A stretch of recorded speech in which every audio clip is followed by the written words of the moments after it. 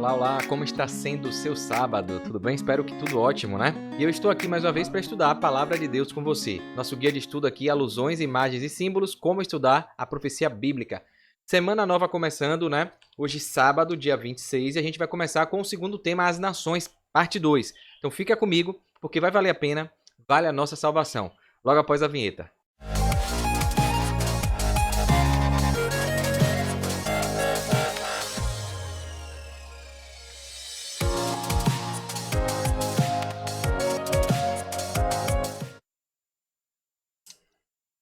Vamos lá então, né? Sempre compartilhando com você aqui o estudo aqui com os slides para você ver, né? A gente está vendo aí o estudo da humanidade, dos conceitos, dos princípios, fundamento de Gênesis e princípios para a gente poder entender o fim da Bíblia, o nosso destino final, o cumprimento das profecias, tá bom? Então fica comigo aqui porque vai valer a pena. Vou compartilhar com você aqui agora, hoje sábado, né? Dia 26/4, né? A gente vai estudar até 2 de maio. Esse tema aqui, continuando com as nações, a gente viu aí que Deus criou tudo perfeito, o mundo perfeito, né? Colocou aí regras de convivência, porque a gente estava aqui para honrar, glorificar o nome dele, para mostrar que o diabo, Lúcifer, o anjo que se rebelou, estava errado. E aí, a gente viu que o ser humano sempre trilhou o caminho de Lúcifer, do engano, da mentira, da idolatria, da desobediência, tá bom? A gente vai continuar vendo isso essa semana aqui, né? Que Deus escolheu um povo para representar ele aqui na terra e que esse povo traiu a confiança de Deus, esse povo se rebelou, né? E Deus sempre com providência tentando resgatar, encontrando o remanescente, o fiel, né? Como encontrou ali em Abraão, como encontrou em Noé, e até hoje tem o seu povo fiel que obedece à sua lei, os seus estatutos, tá bom? Aqui tem uma imagem, né? Todo início de semana tem uma imagem aí, e essa imagem está muito peculiar. Responde para mim aí, comenta, deixa um comentário aí o que é que você entendeu dessa imagem, né? Eu vou dar a minha interpretação aqui, mas me diz aí o que é que você identificou. Eu vejo aqui, né, areia, né, o planeta Terra aqui, ou uma areia, né, uma praia, né, não sei se é o planeta, aqui está o universo, um mar, uma enchente chegando, né, um mar, um dilúvio, e a igreja, o povo de Deus aqui, numa bolha fechada, né, mas está protegida, limitada, né, mas está protegida porque com o ar que está aqui dentro, né? Quando tudo for alagado, essa garrafa vai boiar, né? Não vai afundar, ela vai ficar em cima boiando ali, como se fosse uma mensagem aí de alguém que está perdido no fundo do mar e bota uma mensagenzinha ali na garrafa para chegar em alguém, né? Então, os náufragos, muita gente usa esse meio aí de comunicação usando uma mensagem dentro de uma garrafa, né? Porque ela vai boiando até chegar no destino final. Então, acredito que tem a ver com isso, né? A palavra de Deus, o remanescente, o estatuto de Deus que é eterno, a lei dele é eterna, não muda, não foi abolida. E que o povo, tem um povo que está aqui, ó, ainda numa bolha pequena, enclausurado, que parece limitado, minoria, guardando. Parece que está ali, né, aprisionado, mas que no final tudo vai dar certo. No final ele vai subir, vai boiar, vai ser resgatado, essa mensagem vai chegar ao seu objetivo final, né? Então foi a interpretação que eu tive. Me diz aí o que é que você acha disso, tá bom? Então eu peguei aqui no Lição Fácil uma introdução do professor Gilberto Brasiliano. Ele bota aqui, ó, o que há por trás do pecado. Porque a lição vai falar, a gente viu aqui, começa esse sábado, essa semana, falando de gente questionando, né, a bondade de Deus, dizendo que Deus é o originador do pecado. Imagina, né? A teoria da conspiração. Vamos ver aqui, ó. Quando lemos a história do pecado cometido por Adão e Eva, geralmente pensamos se tudo aquilo não poderia ter sido evitado por Deus, né? Já que ele é onisciente, né? Conhece os fatos antecipadamente. Porém, como já foi vastamente explorado, Deus criou os seres humanos como os anjos, um pouco menor que os anjos, né? Com poder de escolha, livre-arbítrio, donos do livre-arbítrio e não poderia interferir nas escolhas pessoais. Senão, a liberdade de escolha não teria sido dada por amor. Então ele não criou robô, ele não criou, né, pessoas aqui para marionetes. Eu fiz um vídeo, um estudo bíblico mais aprofundado, horas de conteúdo, vale a pena quem quer estudar com detalhes, sobre a confiabilidade da Bíblia. E o segundo vídeo é sobre a criação, planeta Terra, a criação de tudo, como é que Deus criou tudo, o planeta, o ser humano. E o terceiro estudo é sobre a origem do mal, que Deus criou tudo menos o pecado, né? Então, isso é uma coisa que a Bíblia fala que é o mistério da iniquidade. Ninguém sabe, né? Só no céu quando a gente estiver lá pedindo a Deus para explicar pra gente, mas é um mistério. A Bíblia não diz por que surgiu isso no anjo de luz. O orgulho, a cobiça, a inveja, enfim, a rebeldia ali, né? Onde não existia nada de ruim. Então, eu explico isso nesses vídeos, então passa lá para você conferir, porque essa semana a gente vai falar disso, né? Desse livre-arbítrio que o pecado chegou, não foi culpa de Deus, e Deus permitiu que isso acontecesse por amor. Ele não quer que ninguém obedeça a ele, obrigado, tá bom? Então, por isso que a lição vem trazendo isso aqui, mostrando que as nações que foram formadas, né? Desobedeceram por rebeldia, desobedeceram por distanciamento de Deus, desobedeceram por querer governar sua vida, né? Achando que seria melhor do que da forma que Deus pede. A questão é que alguns, ao verem a situação a que o ser humano chegou, questionam de forma absurda se tudo isso não foi planejado por Deus. Olha aí, a teoria da conspiração, né? Deus que programou isso tudo. Ou seja, Deus queria um social com o ser humano e o conduziu ao pecado. Veja, é absurdo o que o pessoal pensa, né? O ser humano distancia-se tanto de Deus que chega a pensar nessas narrativas aí. Né? Então que Deus foi um experimento, conduziu o ser humano ao pecado para depois conduzi-lo à cruz para ser salvo. E assim parecer bonzinho aos olhos do universo. Absurdo. E aí que o guia chega e traz aqui no seu verso áureo algumas coisas bem interessantes. O verso para memorizar: aquietem-se e saibam que eu sou Deus. Ou aquietai-vos e sabeis que eu sou Deus, né? Sou exaltado entre as nações, sou exaltado na terra. Salmos 46, né? O capítulo 46, verso 10. Apesar de que tem gente que fala aí que poesias e cânticos não tem capítulo e versículo, né? Mas enfim, para você se identificar aí na sua Bíblia e achar esse texto. Então o guia vem trazendo justamente isso, de que tem gente aí, né, com esse absurdo, com a ideia de que Deus precisava que a humanidade pecasse para ele mostrar que ele é bom. Né?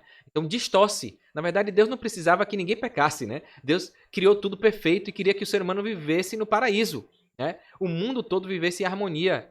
Ele deixou o livre-arbítrio como ferramenta, como instrumento para mostrar que as pessoas obedecem e seguem por amor, mesmo sabendo que tem a opção de desobedecer. Então esse é o amor genuíno, é quando você dá a liberdade para a pessoa escolher. Né? Então essa ideia aí de que Deus precisava que a humanidade pecasse é uma ideia horrível, lamentável, na teoria da conspiração. Colocam aqui, ó. Jamais foi intenção de Deus que Satanás ou a humanidade pecasse. A rebelião foi uma tragédia de grandes consequências, e nossa alegria em Deus teria permanecido completa se nossos primeiros pais não tivessem desobedecido. Essa é a verdade, né?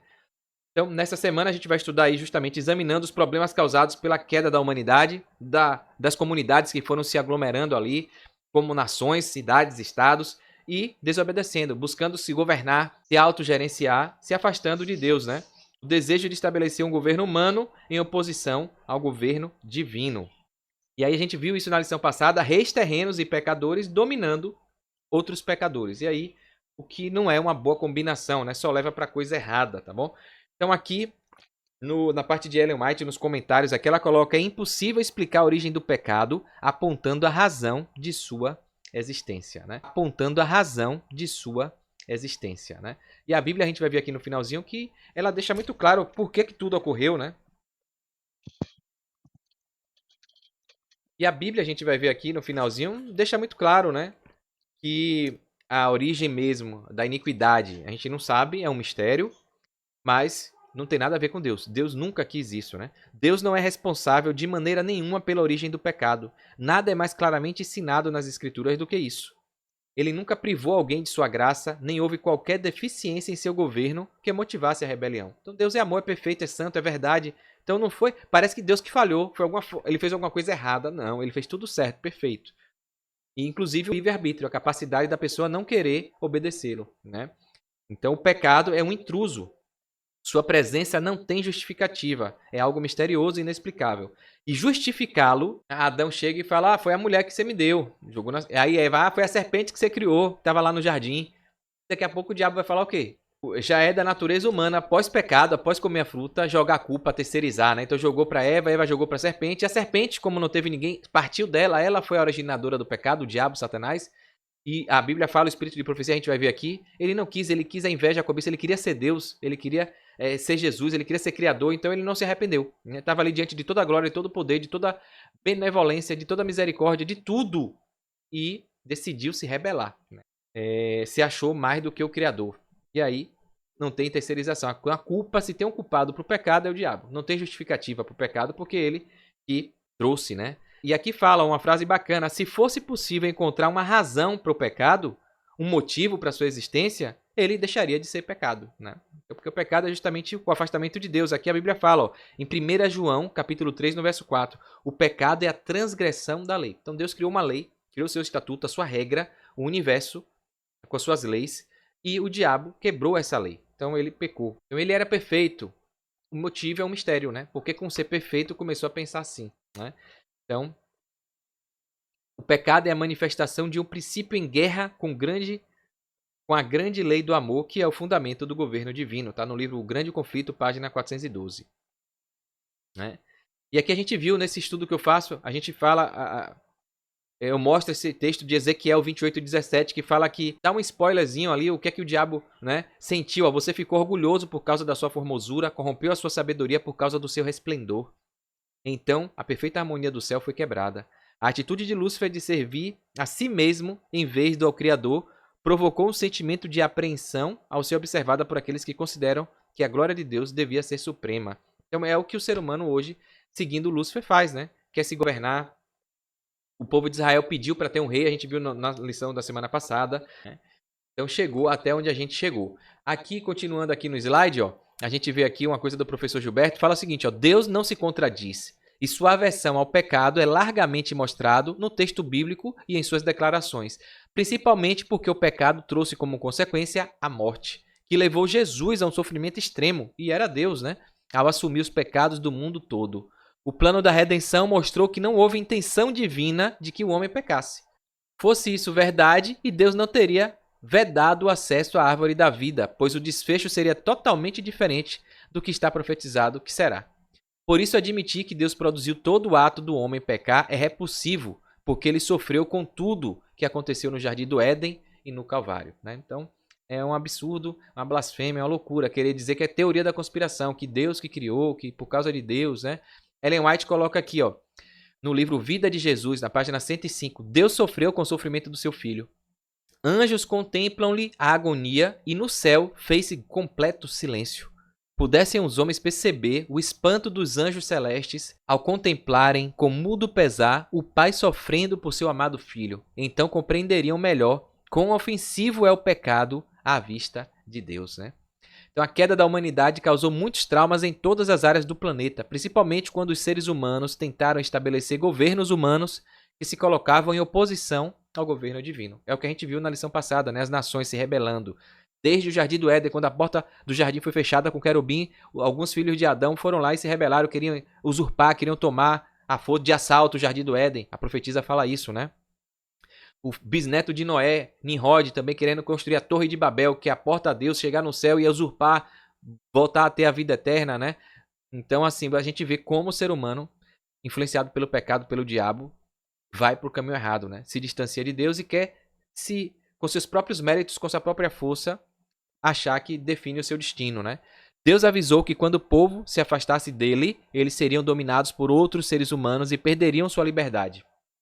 E hoje a gente vive isso, né? A gente vê políticos, estados, prefeituras, governos, presidentes fazendo um monte de atrocidade, limitando a liberdade de consciência, o livre-arbítrio das pessoas, com leis humanas, tradições humanas. A gente viu aí mortes, holocaustos, né? Atentados, perseguições, a violência tomando conta. Por quê?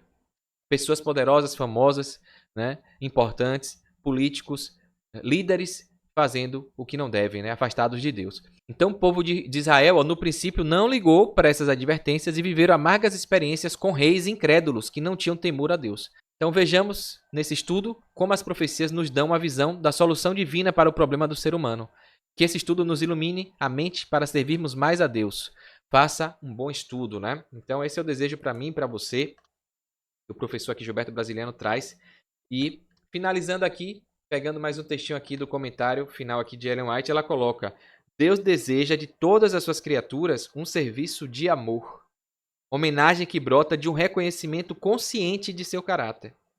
De reconhecimento da sua importância, da sua soberania em nossa vida, né? Como nosso Criador. Ele não tem prazer em uma submissão forçada. E a todos confere livre-arbítrio para que possam prestar a ele um serviço voluntário. Então, a vontade de Deus é que a gente o ame, o obedeça por amor voluntário, né? Não é obrigado, não é com medo de ter consequência, né?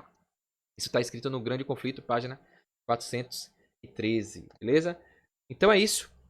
Começando mais uma semana de estudo, dando continuidade aí ao tema de nações, e vamos aqui aprendendo mais sobre a Bíblia para colocar em prática na nossa vida e nos prepararmos, porque breve Jesus vai voltar, as profecias estão se cumprindo e a gente precisa entender tudo se a gente quiser estar do lado certo, né?